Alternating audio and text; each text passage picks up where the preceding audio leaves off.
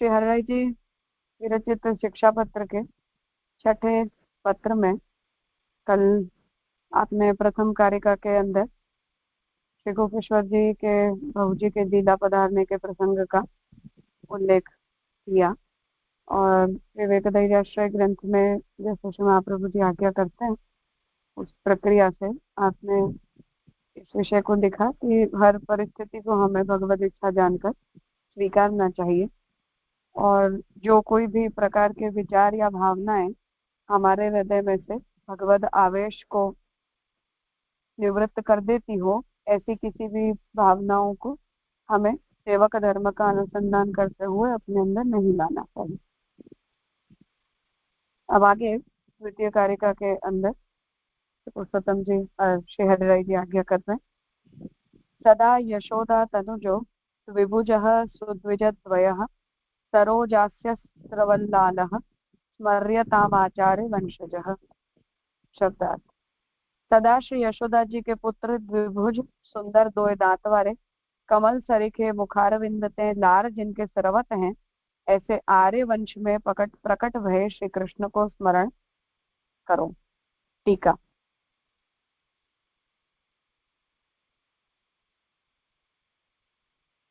नीचे की नोट देख लेते हैं। श्री हरिराय जी के छोटे भाई श्री गोपेश्वर जी के बहू जी ने लीला करी, सो बहू जी सेवा में बहुत ही श्री गोपेश्वर जी को अनुकूल हते, सो ऊपर वर्णन करे हैं।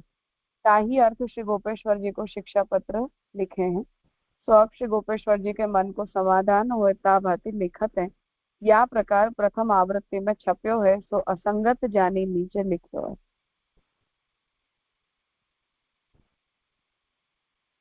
टीका।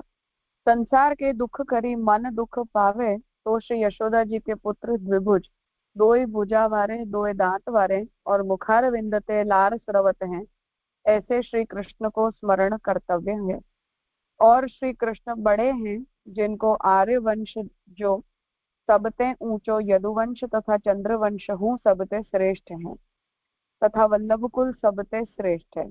पृथ्वी पर 3 कुल श्रेष्ठ प्रसिद्ध हैं और अवतार अनेक हैं, तामे 3 श्रेष्ठ हैं। त्रेता में दशरथ जी के घर श्री रामचंद्र जी तिनको रघुकुल, द्वापर में श्री कृष्ण को यदुकुल और कलयुग में श्री आचार्य जी को वल्लभ कुल। ये सब में श्रेष्ठ केवल भक्तोद्धारार्थ ही है। तामे हमारे आचार्य जी के वंश में श्री कृष्ण बाल भाव सो सेवनीय हैं, ताते मन में कछु लौकिक क्लेश होए तो श्री ठाकुर जी अप्रसन्न हो जाए, तो अपनो धर्म जात रहे, ताते श्री कृष्ण प्रसन्न रहे सोई करे।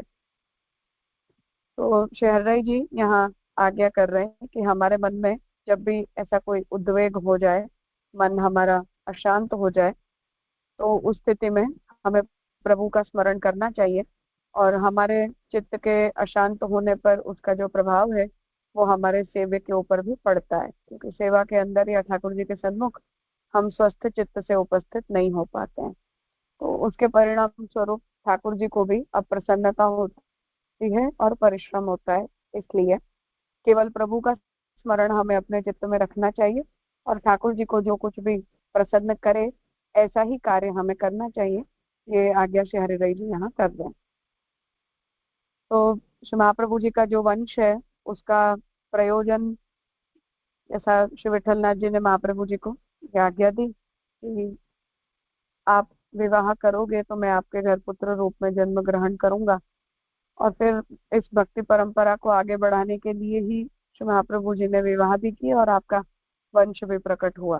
तो शिक्षा श्लोकी में यदा बहिर्मुखा यूयम भविष्य कथंचन में जैसे श्री महाप्रभु जी आज्ञा कर रहे हैं कि हम जब भगवान से बहिर्मुख होते हैं तो ये काल का प्रवाह हमें खींच कर ले जाता है, और जब तक हम भगवत सन्मुख बने रहते हैं तब तक हम हमारी जितनी भी प्रवृत्ति है वो श्री महाप्रभु जी के अनुकूल रहती है। तो उसी बात का स्मरण श्री गोपेश्वर जी को हरिराय जी यहाँ करवा रहे हैं।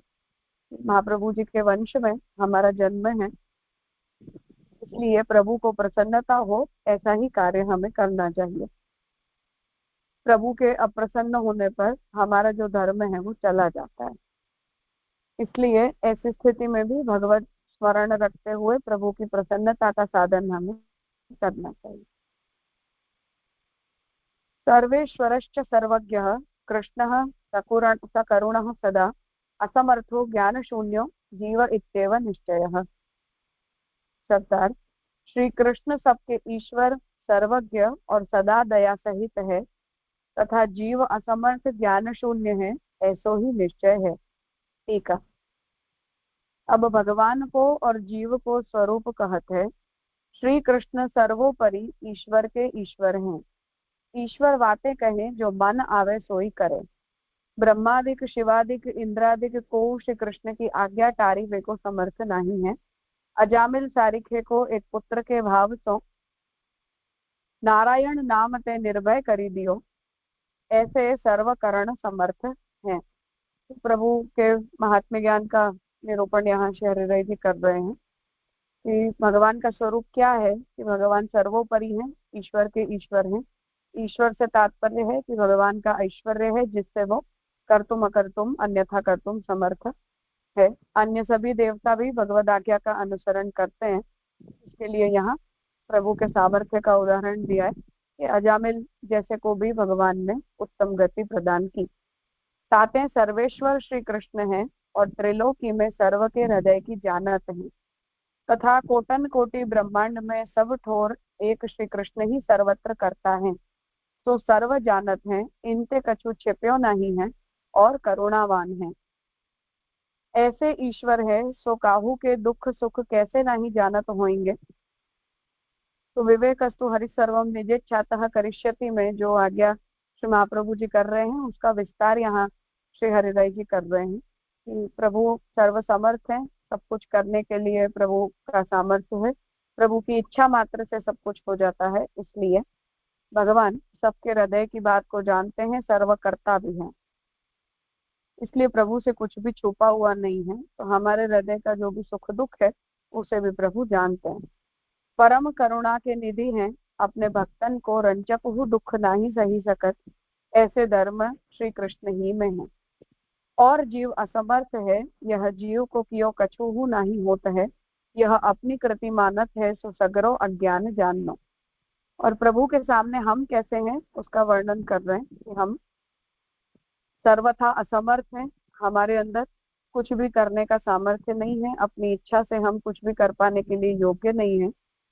हम अपने कृति को जानते हैं, मानते हैं कि ये सब कुछ जो है वो हमारा अज्ञान है।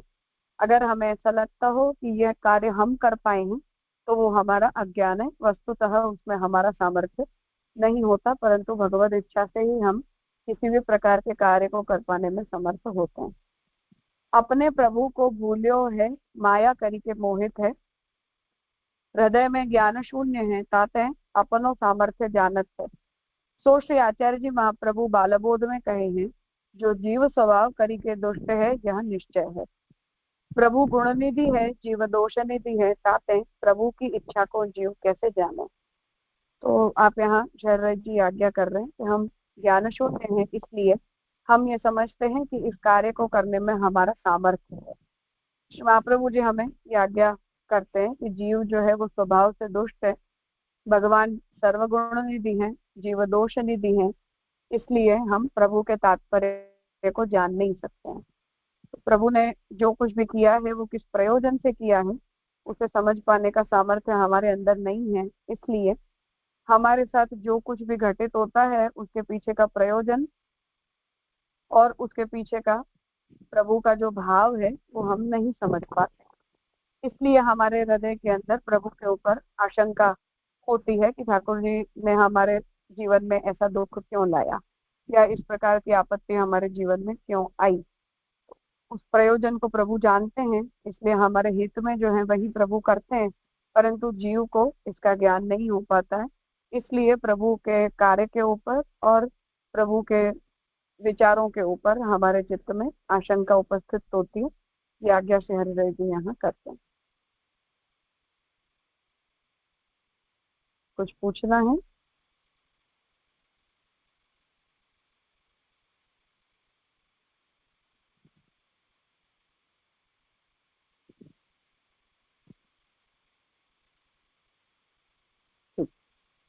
तस्येच्छा त्रिविधा प्रोक्ता मूल वेद स्वभाव स्वभेदतः मूलेच्छया गृहीतानां नान्यथा कुरुते फलम।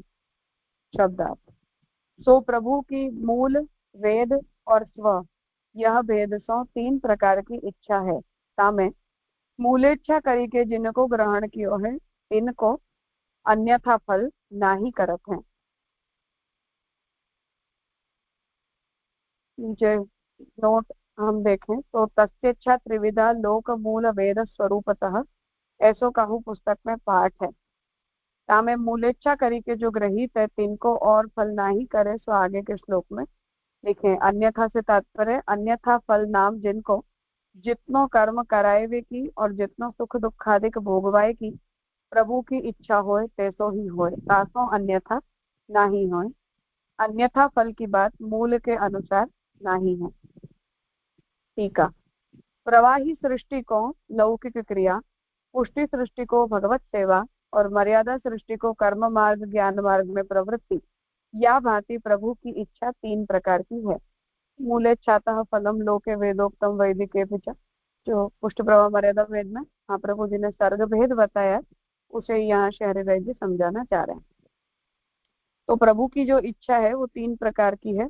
गुणों से संचालित लौकिक क्रिया जो प्रवाही जीवों को प्राप्त होती है, प्रभु की कृपा से संचालित भगवत सेवा जो पुष्टि सृष्टि को मिलती है, और वेद मार्ग से संचालित मार्ग कर्म मार्ग ज्ञान मार्ग जो मर्यादा जीवों को भगवान प्रदान करते हैं। ताते यह श्री आचार्य जी महाप्रभु संबंधी सृष्टि पुष्टि सृष्टि है, इनको तो निश्चय भगवान की मूलेच्छा है, सोई ग्रहण कर्तव्य है। जो सर्व कार्य एक प्रभु ही को कियो होए है, ऐसो ज्ञान मन में दृढ़ राखना चाहिए। तो हमारा संचालन न तो प्रकृति के गुणों से होता है और न वेदों से होता है, पर साक्षात भगवान स्वयं करते हैं। इसलिए हमें तो अपने चित्त में ये रखना चाहिए कि हमारे साथ जो कुछ भी होता है वो केवल भगवत इच्छा से ही होता है। और कर्म मार्गी है, सो या बाती कहते हैं, जो जैसो कर्म करे तैसो ही फल पावे, एक कर्म ही ते फल कहते हैं। प्रवाही माया करी जानत है, जो माया ही सगरो कार्य करत है, या भांति प्रभु को जानत नहीं। आते हैं पुष्टि मार्गीय को मूल एक प्रभु की ही इच्छा जानी, सर्वकर्ता प्रभु है, या भांति जानियो चाहिए। तो यहाँ आप ये आज्ञा कर रहे हैं कि जो लोग सर्ग भेद की व्यवस्था को जानते हैं, उन्हें अपनी संचालन की इस व्यवस्था को समझना चाहिए। तो जो प्रवाही जीव हैं, उनका संचालन भगवान प्रकृति के गुणों के द्वारा करवाते हैं। इसलिए पुष्टि जीव के साथ जो होता है वो प्रकृति के गुणों के कारण नहीं होता है, परंतु भगवत इच्छा से होता है, ऐसा ही हमें कहना चाहिए। ये प्रश्न मैंने एक बार प्रवचन के समय श्यामका जी से पूछा था, शायद उसकी यूट्यूब के ऊपर क्रॉप की हुई एक वीडियो भी है। तो वहाँ श्यामका जी ने इस बात को स्पष्ट किया था कि भगवत इच्छा से बढ़कर यदि हमारे चित्त में कर्म के प्रति आश्रित होने की बुद्धि आ जाती है, तो वो भी एक प्रकार का अन्याश्रय है। तो उसे ही यहाँ हरिराय जी स्पष्ट कर रहे हैं कि हमारे लिए ये स्पष्ट सिद्धांत है कि जो कुछ भी है वो हमारे जीवन में भगवत इच्छा से होता है। कर्म की जो गति है वो हमारे ऊपर हावी नहीं होती है। अगर कर्म की व्यवस्था से कुछ होता भी है, तब भी भक्त के साथ हो तो भगवत आज्ञा से और भगवत इच्छा से ही होता है, ऐसा ही हमें समझना चाहिए। तो वो आज्ञा यहाँ श्री हरिराय जी कर रहे हैं। अन्यथा और रीति सो फल को न जानता, अर्थात कि न तो प्रकृति के द्वारा हमें फल मिलता है और न ही माया के द्वारा कुछ होता है। जो कर्म करी फल होएगो, अथवा कोई साधन करी फल की सिद्धि होएगी, ऐसे सर्वथा और भांति फल को चिंतन न करना। अब तीन प्रकार की सृष्टि, तीन प्रकार की भगवत इच्छा मानत है, तो आगे श्लोक में कहते हैं। तो ये सर्ग की व्यवस्था यहाँ आपने बताई। अब पुष्टि प्रवाह मर्यादा भेद में जो तीन मार्ग और तीन प्रकार के जीव, तीन प्रकार के फलों का निरूपण है, उसे श्री हरिराय जी आगे के श्लोक में कहेंगे। हाँ प्रणव भाई। प्रणव राजा, ये द्वितीय श्लोक में मूल में जो शब्द है वहां पर आर्य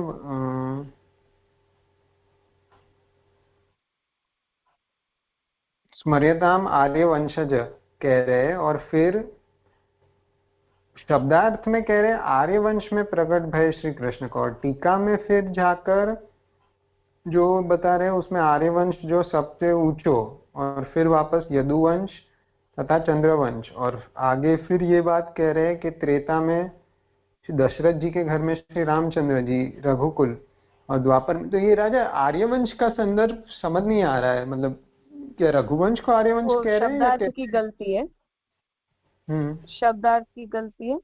आर्यवंश का मतलब यहाँ वल्लभ वंश, ठाकुर जी आर्यवंश में प्रकट हुए हैं ऐसा उसका उसका संबंध नहीं। समान विभक्ति नहीं है ना पर, तो उनका एक दूसरे से अन्वय नहीं होता। हम्म। अच्छा, तुम अच्छा मतलब तो कैसे बनेगा? तो ये मुखान। स्मर्यताम आर्यवंशजः मतलब कि महाप्रभु जी के कुल में जन्मे जो लोग हैं उन्हें ऐसे ठाकुर जी के स्वरूप का स्मरण करना चाहिए, ऐसा शब्दार्थ है। हाँ, अच्छा, ओके, अच्छा, मतलब शब्दार्थ में ही। तो फिर ये टीका में शब्दार्थ में वापस, गलती। अच्छा शब्दार्थ में, तो वापस टीका में बड़े हैं जिनको टीका उस हम्म, टीका के अंदर आर्य वंश हम्म, को समझा था। ये तो आर्य शब्द का मतलब तो उत्तम वंश, तो उत्तम वंश तीन हुए, हम्म। त्रेता में, द्वापर में और कली में। तो आर्य वंश कलयुग के अंदर महाप्रभु जी का वंश उत्तम वंश है, ऐसा कहना चाहते। हाँ, हाँ, अच्छा, जी राज, अच्छा, ठीक।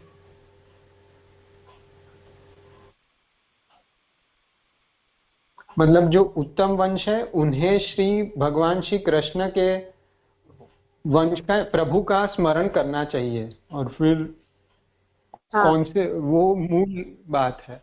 हाँ, तो वैसे हो हाँ तो फिर ये तीन वंश की गिनती के मतलब इतना फिर वो प्रासंगिक नहीं बनेगा ये तो। या फिर वो ये बताना चाह रहे हैं कि कैसे कलयुग में ये वल्लभ वंश उत्तम है, वो संदर्भ से। हाँ, अर्थात कि हर युग में उत्तम वंश होते हैं, तो वहाँ कलयुग के अंदर महाप्रभु जी के वंश की उत्तमता है, ऐसा कहना चाह रहे हैं।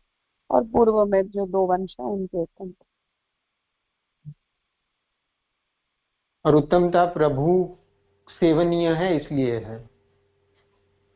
हाँ, श्री कि कृष्ण बाल महाप्रभु जी भाव ने केवल उसी में प्रयोजन आते से अपने वंश का विस्तार किया है।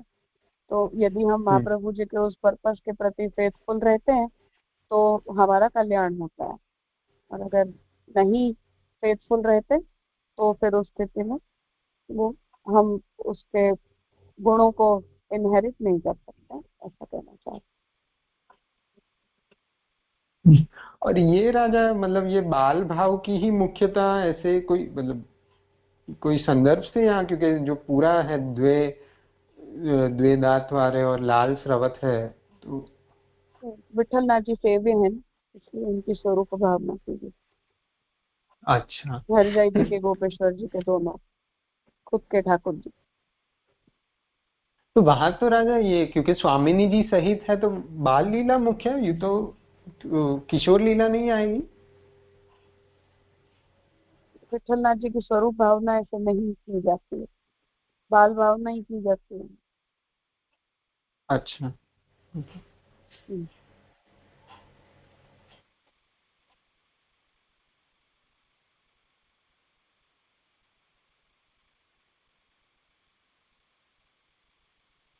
हाँ कृणाल। और क्या मुझे तो अभी जो आधी चर्चा है तो चली उसमें कल से थोड़ा मुझे कॉन्ट्रडिक्शन लग रहा था, तो प्लेसमेंट का समझना चाहता हूँ कि अभी जो हमने देखा मूल इच्छा भगवत इच्छा है, तो कर्म प्राधान्यता या और कुछ कारण सोचना इज सॉर्ट ऑफ अननेसेसरी। और कल वृत्रासु चतुश्लोकी उसके संदर्भ में हमने ये भी देखा कि उसने कर्म को दोष दिया कि ऐसा कुछ अनिष्ट हुआ, तो हमें तो वो प्लेसमेंट कैसे करेंगे फिर कि कर्म प्राधान्य सोचना है कि कुछ अनिष्ट हुआ तभी अपने कर्म को दोष देना है, बाकी मूल इच्छा भगवत इच्छा है। मतलब वो थोड़ा प्लेसमेंट समझ में नहीं आ रहा है, पहले क्या सोचना बाद में ये, तो किस स्थिति में क्या सोचना। इसमें ये है कि हम दीनतावश अगर ऐसा कहते हैं कि हम जो कुछ भी भुगत रहे हैं वो अपना किया भुगत रहे हैं और इसमें ठाकुर जी का कुछ नहीं है, इसमें वृत्रासुर की जो भावना है वो दैन्य का भाव है, कि जिससे ठाकुर जी को ये ना कहा जाए कि आपने मुझे असुर योनि में जन्म दे दिया। तो ऐसा तो ठाकुर जी को कोई सेवक कह नहीं सकता है। तो वो दीनतावश इन शब्दों का प्रयोग करना एक अलग बात है, और कर्म की व्यवस्था से जन्य हमारी गति है ऐसा मानना ये दूसरी बात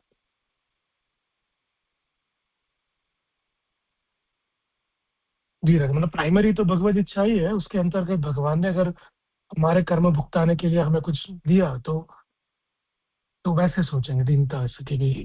हाँ मतलब हाँ भूल तो हाँ उनकी, क्योंकि वो चाहते तो शायद नहीं भी करते, कर्म को उल्टा भी सकते थे, किंतु हाँ बिल्कुल जी, बिल्कुल। जी राजा, प्रणाम। क्योंकि वृत्रासुर अगर ये कहेंगे कि आपकी कृपा से मुझे असुर योनि में जन्म मिला तो कैसा साउंड करेगा। जी राजा, रसावास हो या प्रहलाद जी ऐसा कहेंगे कि आपकी कृपा हो गई कि मैं हिरण्यकश्यप का बेटा हो गया तो कैसा साउंड करेगा। तो वो तो केस की प्रॉब्लम, मतलब अधिकारी भेद से होगा। जी राजा, सुंदर स्तुति, बाकी अपने प्रणाम। इतने उत्तम भक्त को किसी असुर योनि में जन्म देना ये ठाकुर जी की इच्छा के बिना कोई कर्म देवताओं का सामर्थ्य थोड़ी है, ऐसा टू बी अंडरस्टूड है, वो दैन्य है वो और कुछ नहीं। जी, मतलब कर्म व्यवस्था या और कुछ भी है वो सेकेंडरी है, हमारे लिए प्राइमरी तो भगवत हाँ इच्छा ही है, फिर बिल्कुल। बाद में आप। जी, हाँ बिल्कुल। वो ऑडियो क्लिप देखना, वीडियो है यूट्यूब में शायद, तो प्रवीण भाई ने उनकी राजकोट वाली चैनल से अपलोड की थी। मैंने ही ये प्रश्न पूछा था तो श्याम काका जी ने उत्तर दिया था। मुझे मिली तो मैं भेज दूंगी, किसी को दिखाई दे तो ग्रुप में भेज देना। वहाँ श्याम काका जी ने इस विषय को स्पष्ट किया कि वो कर्म के प्रति हमारा अन्याश्रय कहलाता है अगर भगवत इच्छा से बढ़कर हम उसे जानते हैं। जी राजा, कौन सी प्रवचन सीरीज है, कौन सा टॉपिक था? और मुझे भी याद नहीं है, सर्वोत्तम या वेदस्तुति साधन प्रकरण यही होंगे। पर प्रवीण भाई ने अपने चैनल में उसे अपलोड किया था। केवल मेरा प्रश्न है और श्याम काका जी ने उत्तर दिया, उतनी ही वीडियो है, उसे वो एडिट करके और उन्होंने अपलोड किया। जी राजा, देखते मिलेगी तो मैं भी हाँ।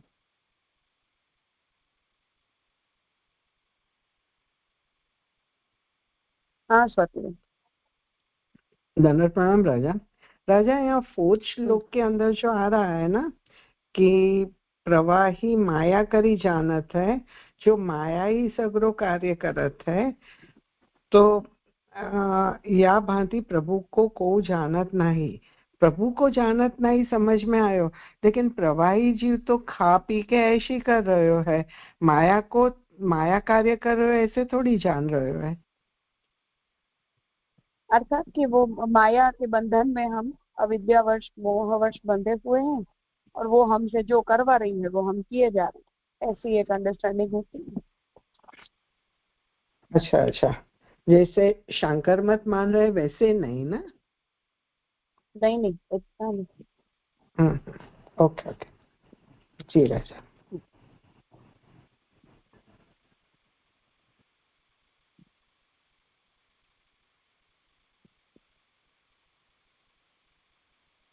ठीक है, तो आज यहाँ रखते हैं, आगे का विषय कल करें।